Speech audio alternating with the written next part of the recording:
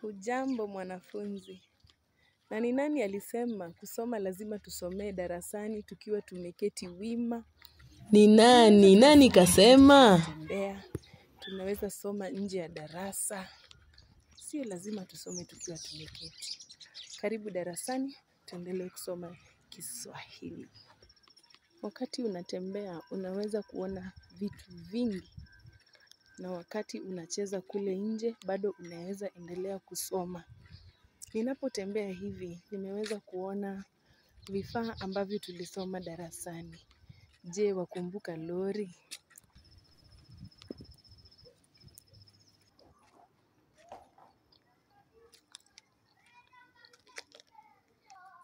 Ua ni moja. Ikiwa moja tunasema ua. Yakiwa mengi tunasema maua.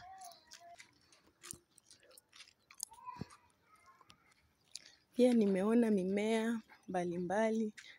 Nimeona mmea kama mti wa ndizi. Mgomba wa ndizi. Pia mti wa papaya na ni mrefu mno.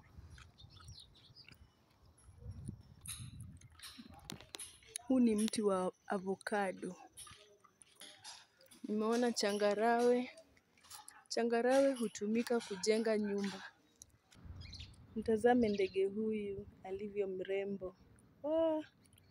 Jameni, ameenda. Pia nilikutana na mbwa akienda zake.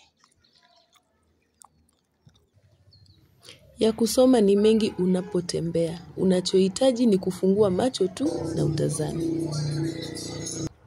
Sasa hivi natembea barabarani. Na barabarani kuna vifaa vingi vya usafiri. Tumeweza kuona magari, pikipiki na hata baiskeli.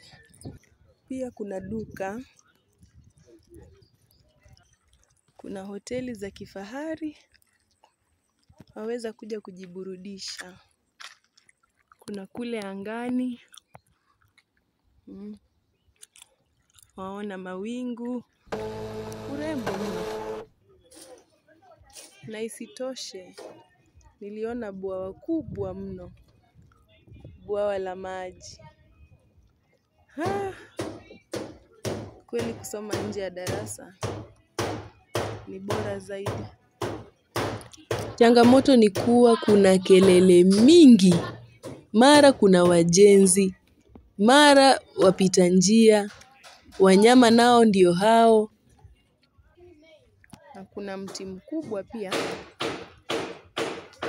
Mti. Kumbuka jina mti. Mti ni moja. Zikiwa mingi tutasema miti.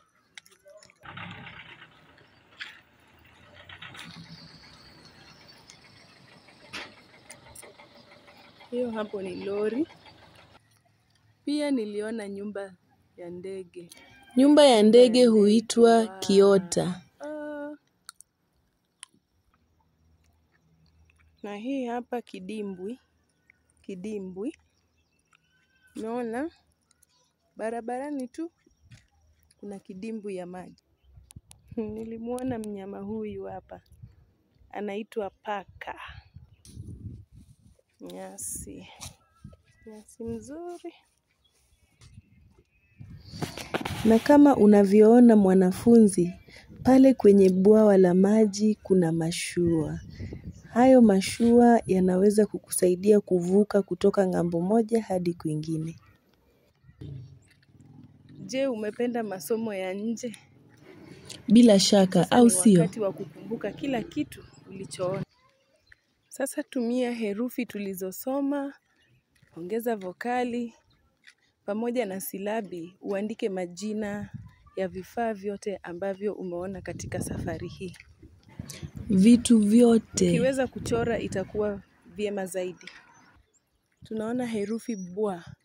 Kupitia herufi bwa, tunaweza unda silabi bwa, bwe, bwi, buo, bu. Maanake pia tulikuwa na mbwa ukimkumbuka. Sawa?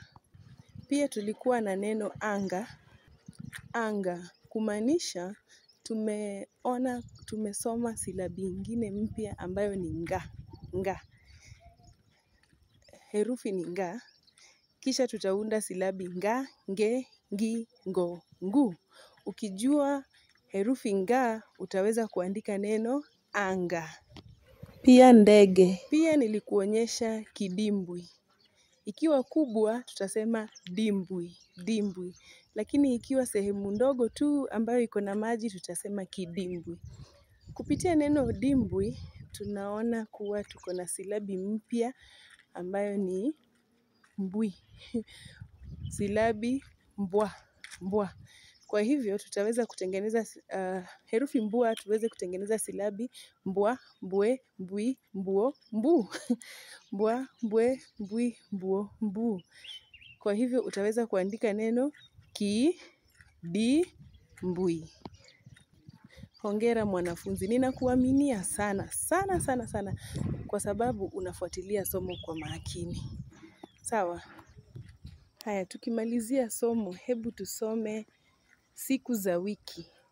Unakumbuka siku za wiki kwa lugha ya Kiswahili? Haya, hebu tusome kwa pamoja tukitazama cheti. Jamani, umebobea. Jipe makofi. Kufikia hapo, tutatia kikomo. Hadi kesho majaliwa, tukiendelea kusoma Kiswahili pamoja.